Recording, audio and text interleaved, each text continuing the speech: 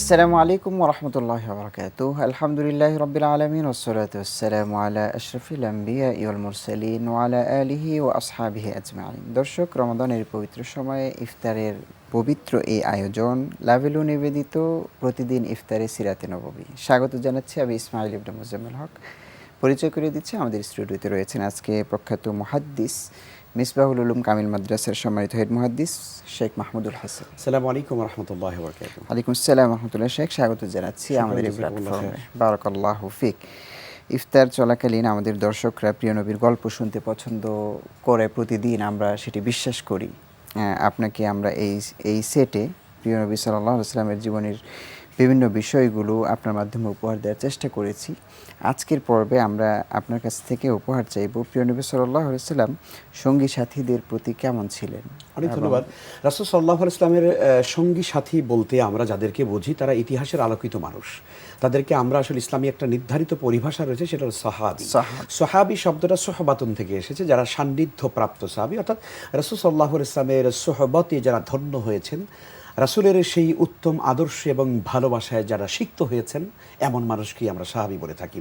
তবে সাহাবীর একটা আলাদা সংজ্ঞা আছে, সেটি হচ্ছে মান লাকিয়া নবী সাল্লাল্লাহু আলাইহি ওয়াসাল্লাম মুমিনান বিহি ওয়া মাতা আলাল ইসলাম ফাহুয়া সাহাবী।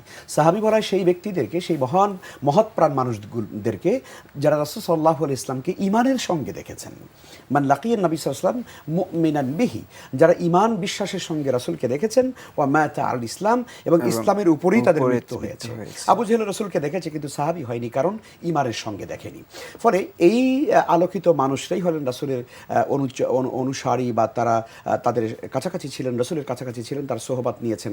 দেখুন, নবীজি সাল্লাল্লাহু আলাইহি ইসলাম যখন ইন্তেকাল করেন তখনও পৃথিবীতে প্রায় ১.৫ লক্ষ সাহাবী, প্রায় লক্ষাধিক সাহাবী পৃথিবীতে বেঁচে ছিলেন। রাসূল যখন ইন্তেকাল করেন তখন তার জীবনের সর্বশেষ যে বক্তৃতা ১০ম হিজরিতে বিদায় হজের ময়দানে তিনি দিয়েছিলেন, সেখানে প্রায় লক্ষাধিক সাহাবী, প্রায় ১.৫ লক্ষ সাহাবী সেখানে উপস্থিত ছিলেন। নবীজি তাদেরকে এমনভাবে তিনি বক্তব্য দিয়েছিলেন যে সাহাবায়ে কেরাম বুঝতে সক্ষম হয়েছিলেন যে ওনার সঙ্গে হয়তো আমার রাসূলের সঙ্গে আমাদের আর দেখা হবে না। সকলের চক্ষু অশ্রুসিক্ত ছিল, চোখ থেকে পানি পড়ছিল, হৃদয় বিগলিত হয়ে যাচ্ছিল। তখন নবীজি সাল্লাল্লাহু আলাইহি ওয়াসাল্লাম তখন বললেন, হয়তো তোমাদের সঙ্গে আমার আর এই জায়গাতে আর দেখা হবে না, আর মনে হয় না এই বছরের পরে তোমাদের সঙ্গে আমি আর মিলিত হতে পারবো। তখন সাহাবায়ে কেরাম তারা বুঝতে সক্ষম হলেন এবং আল্লাহ রাসূল সাল্লাল্লাহু আলাইহি ওয়াসাল্লামের কাছে আবেদন করলেন, ইয়া রাসূলুল্লাহি, আপনি চলে যাচ্ছেন, কিন্তু আপনার পরে আমরা আসলে কি নিয়ে থাকবো? তখন নবীজি সাল্লাল্লাহু আলাইহি ওয়াসাল্লাম তাদেরকে লক্ষ্য করে বলেছিলেন, তারাকতু ফীকুম আমরাইন লান তাদিল্লু মা তামাসসাকতুম বিহিমা কিতাবাল্লাহি ওয়া সুন্নতি, যে আমি তোমাদের কাছ থেকে চলে যাচ্ছি ঠিকই, কিন্তু তোমাদের জন্য দুটো জিনিস রেখে গেলাম, এক হলো আল্লাহর কিতাব কোরআন, আর এক হলো আমার সুন্নাহ। যতদিন পর্যন্ত তোমরা আঁকড়ে থাকবে ততদিন পর্যন্ত তোমরা গোমরা হবে না, পথহারা হবে না। রাসূলের সম্পর্কটা সাহাবীদের সঙ্গে কেমন ছিল, এটি যদি আমি বলতে চাই তাহলে আপনি অবাক হয়ে যাবেন। নবী সাহাবায়ে কেরামের সঙ্গে খুবই দয়াদ্র ছিলেন, খুব দয়াশীল ছিলেন, খুব মায়ার মানুষ ছিলেন। নবীজির সাহাবী হযরত আনাস ইবনে মালিক রাদিয়াল্লাহু তাআলা, যিনি ১০ বছর রাসূলের খেদমত করেছেন, তিনি বলছেন, ইয়া রাসূলুল্লাহি, আপনি আমার জন্য দোয়া করুন, আপনি আমার জন্য দোয়া করুন। নবীজি সাল্লাল্লাহু আলাইহি ওয়াসাল্লাম তার জন্য দোয়া করুন, আল্লাহুম্মা বারিক লাহু ফি মালিহি ওয়া ওয়ালাদি, আল্লাহ তুমি আনাসের মাল এবং সন্তানের মধ্যে বরকত দাও। এক দোয়ার রিফ্লেকশনটা দেখেন, এক দোয়ার রিফ্লেকশন হচ্ছে আনাস বিন মালিক ১০০ সন্তানের বাবা হয়েছিলেন। সুবহানাল্লাহ, আল্লাহু আকবার। আল্লাহর হাবিবের দোয়ার কি কার্যকরিতা। নবীজি সাল্লাল্লাহু আলাইহি ওয়াসাল্লাম সাহাবায়ে কেরামের সঙ্গে এইভাবে মিলেমিশে থাকতেন, একাকার হয়ে যেতেন। রোমান সম্রাটের পক্ষ থেকে রাষ্ট্রদূত আসতো, পারস্য সম্রাটের রাষ্ট্রদূত আসতো, বিদেশি বিভিন্ন রাষ্ট্রদূতগণ রাসূলের সঙ্গে দেখা করতে আসতেন, তার সাক্ষাৎকার নিতে আসতেন। সেই সময় তাদের মদিনা আসার পরে, মসজিদে নববীতে ঢোকার পরে তাদেরকে জিজ্ঞেস করতে হতো, যে কোনো সাহাবীদেরকে জিজ্ঞেস করতে হতো, মান মুহাম্মদ ফীকুম, মান মুহাম্মদ ফীকুম, তোমাদের মধ্যে মুহাম্মদ কে? সুবহানাল্লাহ। তার মানে হচ্ছে নবীজির চাল চরণ, বেশভূষা, কথাবার্তা, ওঠা বসা, তার অবস্থান, এমন কোন স্পেশালিটি ছিল না যে কারণে সবাই মনে করতে পারে যে উনি হচ্ছেন রাসূল আর ওনারা হচ্ছেন সাহাবী।